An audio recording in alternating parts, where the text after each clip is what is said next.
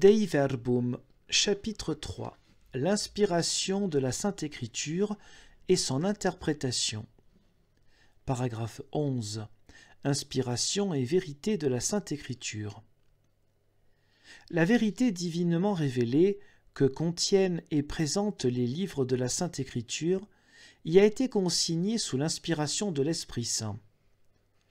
Notre Sainte Mère l'Église, de par sa foi apostolique, juge sacrés et canoniques tous les livres tant de l'Ancien que du Nouveau Testament, avec toutes leurs parties, puisque, rédigés sous l'inspiration de l'Esprit Saint, Jean 20, 31, 2 Timothée 3, 16, 2 Pierre 1, 19, 21 et 2 Pierre 3, 15 à 16, ils ont Dieu pour auteur et qu'ils ont été transmis comme tels à l'Église elle-même.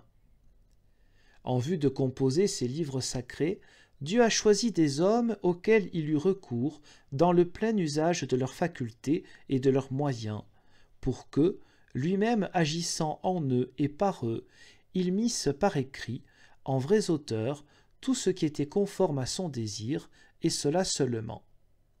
Dès lors, puisque toutes les assertions des auteurs inspirés ou hagiographes doivent être tenues pour assertions de l'Esprit Saint, il faut déclarer que les livres de l'Écriture enseignent fermement, fidèlement et sans erreur la vérité que Dieu pour notre salut a voulu voir consignée dans les lettres sacrées. C'est pourquoi toute écriture inspirée de Dieu est utile pour enseigner, réfuter, redresser, former à la justice, afin que l'homme de Dieu se trouve accompli, équipé pour toute œuvre bonne. 2 Timothée 3, 16, 17. Paragraphe 12. Comment interpréter l'Écriture?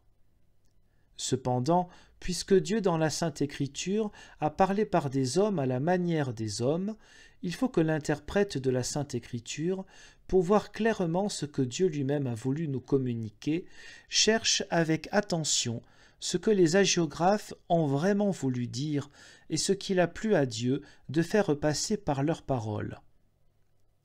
Pour découvrir l'intention des hagiographes, on doit, entre autres choses, considérer aussi les genres littéraires, car c'est de façon bien différente que la vérité se propose et s'exprime en des textes diversement historiques, en des textes ou prophétiques ou poétiques, ou même en d'autres genres d'expression.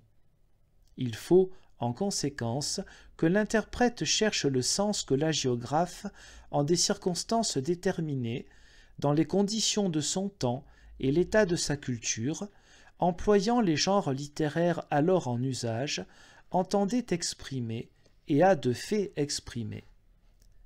En effet, pour vraiment découvrir ce que l'auteur sacré a voulu affirmer par écrit, on doit tenir un compte exact soit des manières natives de sentir, de parler ou de raconter courantes au temps de l'hagiographe, soit de celles qu'on utilisait çà et là à cette époque dans les rapports humains. Cependant, puisque la Sainte Écriture doit être lue et interprétée à la lumière du même esprit qui la fit rédiger, il ne faut pas, pour découvrir exactement le sens des textes sacrés, porter une moindre attention au contenu et à l'unité de toute l'Écriture, eu égard à la tradition vivante de toute l'Église et à l'analogie de la foi. Il appartient aux exégètes de s'efforcer, suivant ces règles, de pénétrer et d'exposer plus profondément le sens de la Sainte Écriture, afin que, par leurs études, en quelque sorte préparatoires, mûrissent le jugement de l'Église. Car tout ce qui concerne la manière d'interpréter l'Écriture est finalement soumis au jugement de l'Église, qui exerce le ministère et le mandat divinement reçu de garder la parole de Dieu et de l'interpréter. Paragraphe 13. La condescendance de Dieu. Dans la Sainte Écriture, la vérité et la sainteté de Dieu, restant toujours sauves, se manifeste donc la condescendance merveilleuse de la sagesse éternelle, pour que nous apprenions l'ineffable bienveillance de Dieu, et à quel point aussi, dans ses soins prévenants pour notre nature, il a adapté son langage. En effet, les paroles de Dieu, passant par les langues humaines, ont pris la ressemblance du langage des hommes, de même que jadis le Verbe du Père éternel, ayant pris l'infirmité de notre chair, est devenu semblable aux hommes.